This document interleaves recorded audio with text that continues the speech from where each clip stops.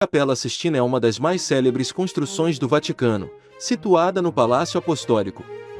Foi erguida entre 1473 e 1481, durante o papado de Sisto IV, de quem herdou o nome.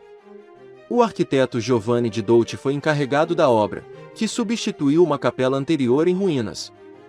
A estrutura tem proporções retangulares, inspiradas no Templo de Salomão, e foi concebida como um espaço para cerimônias importantes da corte papal.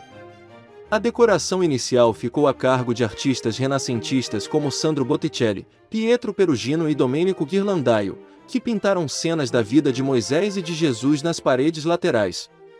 Desde o início, a capela foi pensada como símbolo da autoridade pontifícia, e sua imponência arquitetônica refletia o poder do papado.